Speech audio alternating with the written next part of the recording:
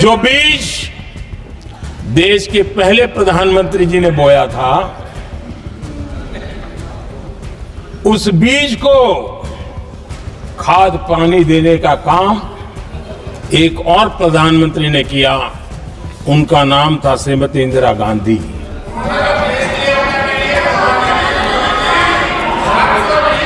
जो पाप पहले प्रधानमंत्री करके गए और जो खून लग गया था 1971 में, ये पाप 1971 में उस समय की प्रधानमंत्री श्रीमती इंदिरा गांधी ने किया था। नेहरू जी ने क्या किया? अरे वर्तमान की बात करिए, देश को बताइए आप क्या कर रहे हैं, आपकी जिम्मेदारी क्या है?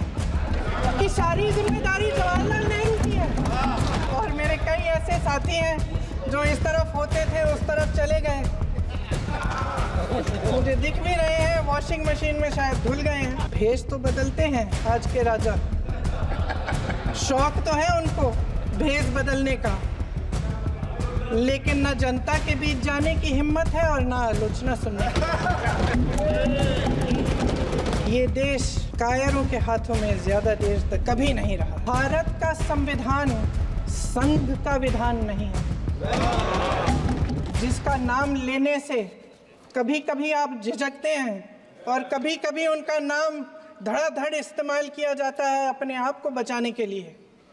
उन्होंने HAL, BHEL, SAL, GAIL, ONGC, NTPC, railways, IIT, IIM, oil refineries, तमाम PSU बनाए। अध्यक्ष महोदय, उनका नाम पुस्तकों से मिटाया जा सकता है, उनका नाम भाषणों से मिटाया जा सकता है, लेकिन जो उनकी भूमिका रही इस देश की आज़ादी के लिए और इस देश के निर्माण के लिए, वो इस देश में से कभी मिटाया नहीं जा सकता। इस संविधान ने हर एक देशवासी को ये अधिकार दिया कि वो सरकार बना भी सकता है और सरकार बदल भी सकता है। इस चुनाव में इनको पता चल गया कि इस देश की जनता ही इस संविधान को सुरक्षित रखेगी, कि इस चुनाव में हारते हारते जीतने से इन्हें एहसास हुआ कि ये संविधान बदलने की बात इस देश में नहीं चलेगी। उन महिलाओं का साहस जो पीड़ित हैं लेकिन फिर भी अपनी लड़ाई लड़ रहे हैं, उन संभल के बच्चों का साहस जिनके पिताजी अभी अभी गुजर गए लेकिन फिर भी उनके सपनों को साकार करने की हिम्मत है, उनका साहस है, वो साहस इस संविधान ने दिया है।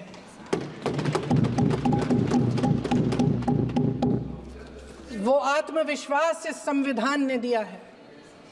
ये देश भय से नहीं चल सकता, ये देश साहस से ही चलेगा। आज संसद में बैठे हुए सत्ता पक्ष के मेरे साथी ज़्यादा से ज़्यादा अतीत की बातें करते हैं। 1921 में क्या हुआ, कब हुआ, नेहरू जी ने क्या किया? अरे वर्तमान की बात करिए, देश को बताइए आप क्या कर रहे हैं, आपकी जिम्मेदारी क्या है? कि सारी जिम्मेदारी जवाहरलाल नेहरू की है। प्रधानमंत्री जी यहाँ सदन में संविधान की किताब को यूं माथे से लगाते हैं, लेकिन संभल में, हाथरस में, मणिपुर में जब न्याय की गुहार आती है, उठती है, तो उनके माथे पे शिकन तक नहीं आता।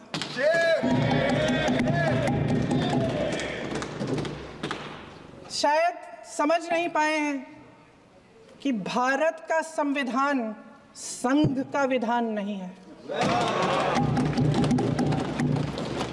एक कहानी होती थी अध्यक्ष महोदय, शायद बचपन में आपने भी सुनी होगी।